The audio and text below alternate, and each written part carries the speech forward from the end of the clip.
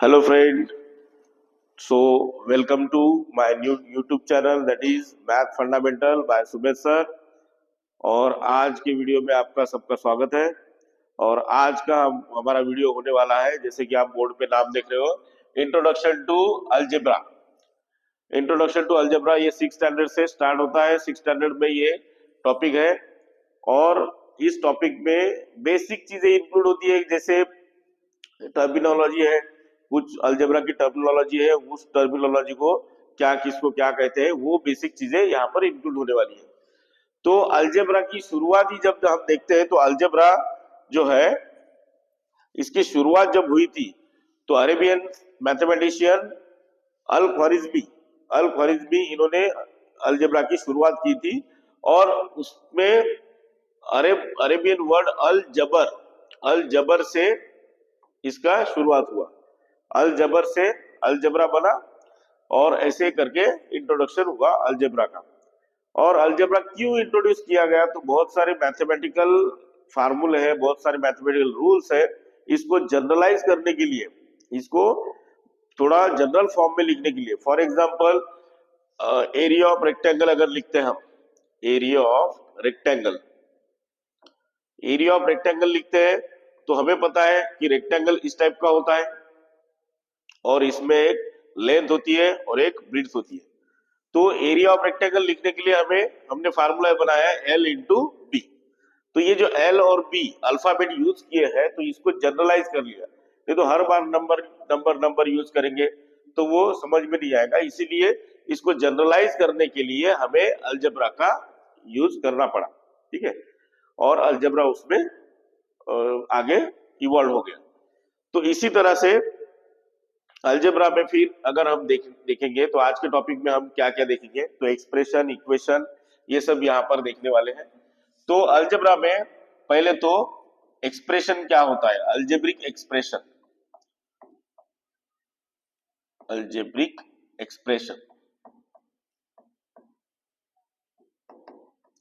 Algebraic expression and algebraic equation.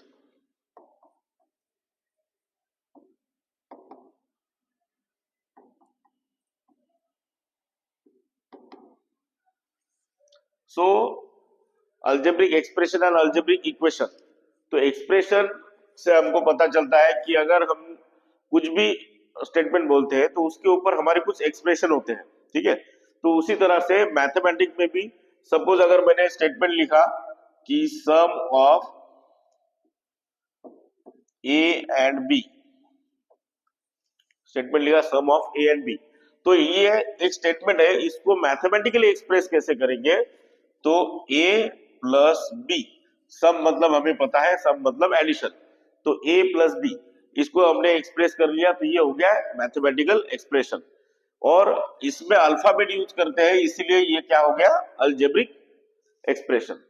उसी तरह से अलजेब्रिक इक्वेशन, अगर यही स्टेटमेंट हमने अगर बढ़ा दिया, sum of A and B is 20, अगर ऐसा लिख दिया हमने, तो यहां पर ये ऐसा बन जाएगा, ए और बी का सम कितना है, 20 है। तो इस टाइप से a plus b is equal to 20।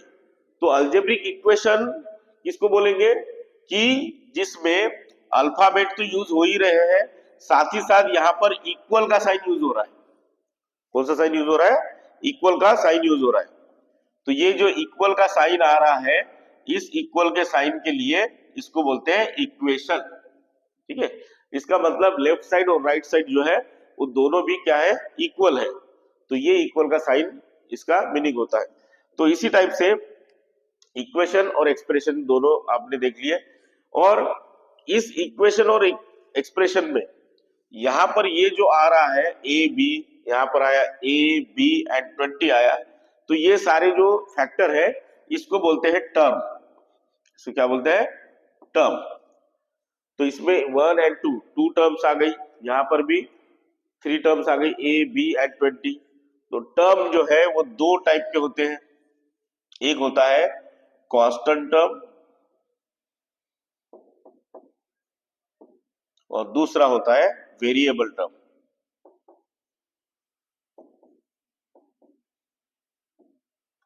अब कांस्टेंट मतलब जो अपनी पोजीशन कभी चेंज नहीं करेगा, जो अपनी वैल्यू कभी चेंज नहीं करेगा, उसको बोलेंगे हम कांस्टेंट टर्म। तो ऐसे कौन से टर्म्स है?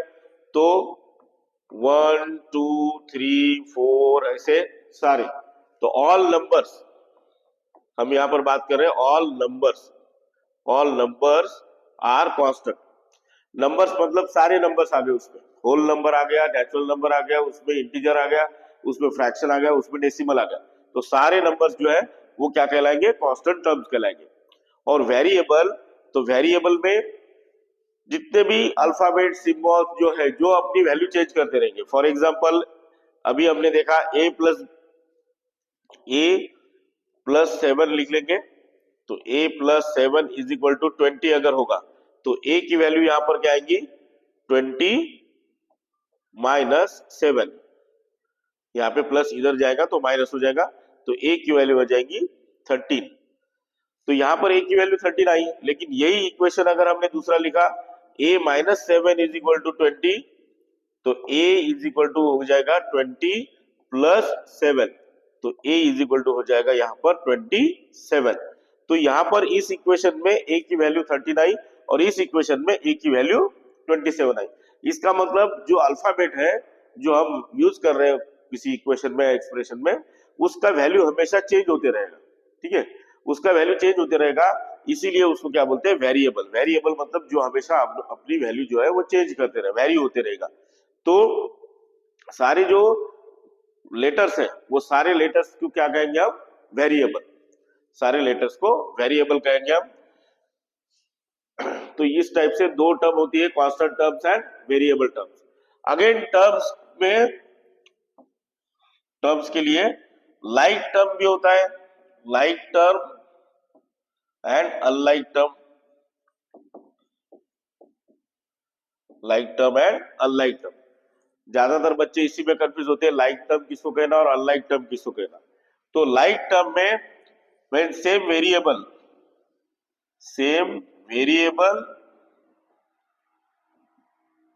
With same power.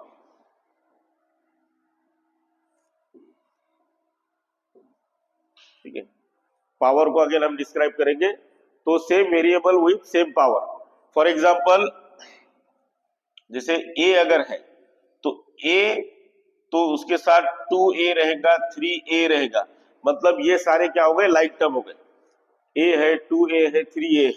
या तो अब इसका पावर कुछ नहीं है, मतलब क्या है? पावर में 1 रहेगा। ठीक है, तो पावर सेम चाहिए। अनलाइक टर्म, यहाँ पर सेम वेरिएबल रहेगा तब भी चलेगा, लेकिन पावर डिफरेंट होना चाहिए। जैसे a है, a² है, a³ है, a⁵ है, तो इसके पावर अलग अलग है। पावर अलग अलग है, इसका मतलब ये सारे क्या हो गए? अनलाइक टर्म हो गए। तो लाइक टर्म में हमको वेरिएबल चाहिए, सेम वेरिएबल चाहिए, उसका पावर भी सेम होना चाहिए। ठीक है, तो उसको बोलेंगे हम लाइक टर्म। अनलाइक टर्म में वेरिएबल सेम रहेंगे तो भी उसका पावर डिफरेंट रहेगा, तो हम उसको अनलाइक टर्म बोलेंगे। और साथ ही साथ अगर दूसरे वेरिएबल अगर रहेंगे, जैसे a है, 2b है, 4c है, तो ये सारे अनलाइक टर्म हो गए, क्योंकि तीनों में भी वेरिएबल सेम नहीं है। तो like term and unlike term, तो लाइक टर्म में सेम वेरिएबल चाहिए और अनलाइक टर्म में सेम वेरिएबल की जरूरत नहीं है। तो अनलाइक टर्म में सारे अलग अलग रहेंगे तो भी, तो सेम वेरिएबल और सेम उसका पावर। अब कुछ लोगों को पावर के बारे में अगर पता नहीं होगा तो वो हम देख लेते हैं। पावर या फिर इसी को बोलते हैं एक्सपोनेंट। ठीक है, पावर या फिर एक्सपोनेंट। तो जो भी नंबर है, जो number which is written on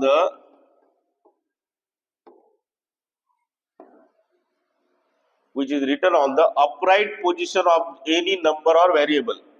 Upright position on any number or variable.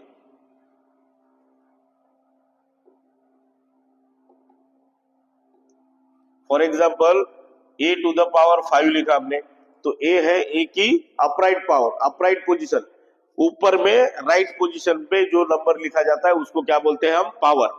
तो ये रहेगा हमारा पावर, या फिर इसी को बोलते हैं हम एक्सपोनेंट, एक्सपोनेंट। तो इसका मतलब क्या होता है, a टू द पावर 5 का मतलब क्या होता है, तो a टू द पावर 5 का मतलब होता है a का मल्टीप्लिकेशन कितने बार, 5 बार, a का मल्टीप्लिकेशन 5 बार। तो ऐसे a टू द पावर 5, इसको बोलते हैं हम पावर।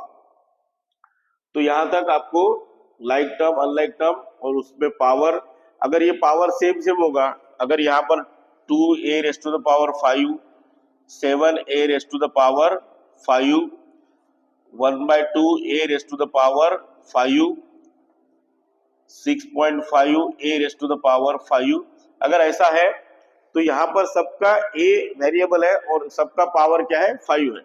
तो इसको हम सबको क्या बोलेंगे, इसको लाइक टर्म बोलेंगे। क्या बोलेंगे इसको, लाइक टर्म। ठीक है, तो like term, expression, equation and constant variable.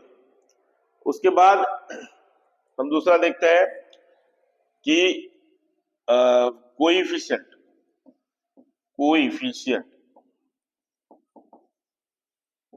यहाँ पर दो वर्ड से बना हुआ है, एक वर्ड है कोएफिशिएंट, यहाँ पर डैश नहीं होती है लेकिन मैंने दिया है। तो कोएफिशिएंट मतलब किसी दूसरे को कोई इफिशिएंट बनाना है, इफिशिएंट और को।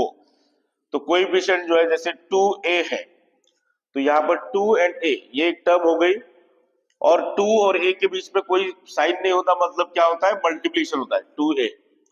तो 2 के आने की वजह से a से मल्टीप्लाई हो रहा है, तो इससे a की वैल्यू बढ़ती जा रही है, और a के आने की वजह से 2 मल्टीप्लाई हो रहा है और इससे 2 की वैल्यू बढ़ रही है। तो ये दोनों भी एक दूसरे की वैल्यू बढ़ाते हैं, इसका मतलब दोनों भी एक दूसरे को इफिशिएंट बनाते हैं। तो इफिशियंसी इंक्रीज करना या डिक्रीज करना, यहाँ पर माइनस अगर होगा तो उसका इफिशियंसी डिक्रीज हो जाएगा, और प्लस होगा तो उसका इफिशियंसी इंक्रीज हो जाएगा। तो इफिशियंसी चेंज करना मतलब क्या होता है, कोएफिशिएंट। तो यहाँ पर दोनों भी कोएफिशिएंट है, 2 भी कोएफिशिएंट है। ठीक है, तो ये नंबर है, इसलिए इसको न्यूमरल कोएफिशिएंट बोला जाता है, न्यूमरल कोएफिशिएंट।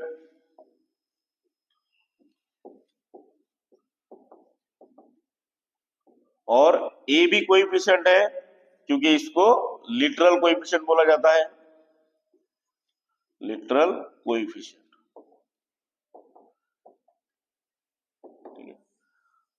तो दो टाइप के कोएफिशिएंट होते हैं, एक न्यूमरल कोएफिशिएंट और एक लिटरल कोएफिशिएंट। न्यूमरल कोएफिशिएंट में क्या होगा कि सब नंबर ही आएंगे, और लिटरल कोएफिशिएंट में क्या होगा, सिर्फ लेटर ही आएंगे। ठीक है, तो यहां तक ये टर्मिनोलॉजी है। तो आज के इस वीडियो में हमने जो देखा है, सबसे पहले हमने देखा अलजेब्रिक एक्सप्रेशन क्या होता है और अलजेब्रिक इक्वेशन क्या होता है। उसके बाद उसमें क्या इन्वॉल्व होता है, तो उसमें टर्म्स इन्वॉल्व होती है, सारे टर्म्स मिलकर अलजेब्रिक इक्वेशन और एक्सप्रेशन बनते हैं। और उसके बाद उस टर्म्स को दो हिस्सों में बांटा जाता है, एक कांस्टेंट टर्म, एक वेरिएबल टर्म। और कांस्टेंट किसको कहते हैं, वेरिएबल किसको कहते हैं, ये भी बताया मैंने। कांस्टेंट मतलब सारे नंबर्स आ गए, वेरिएबल मतलब अल्फाबेट एंड सिंबल्स। टर्म्स को अगेन दो हिस्सों में बांटा गया, like term and unlike term. Like term में सारे सेम वेरिएबल आएंगे और सेम विथ पावर, पावर भी सेम रहेगा। और उसके बाद पावर को भी हमने एक्सप्लेन किया है कि पावर क्या होता है। अपराइट पोजीशन पे जो नंबर होता है उसको पावर कहते हैं, और उसका मीनिंग जो होता है वो भी लिखा है मैंने, वो मीनिंग क्या होगा। और लास्ट में देखते हैं हम कोएफिशिएंट। तो कोएफिशिएंट, तो आज की वीडियो में यही तक हम देखते हैं। तो अगले वीडियो में इसका सेकंड पार्ट हम देखेंगे कि एडिशन, सब्ट्रैक्शन, मल्टीप्लिकेशन, डिवीजन ये क्या होगा। तो अगले वीडियो के लिए आप वेट कीजिए। Thank you.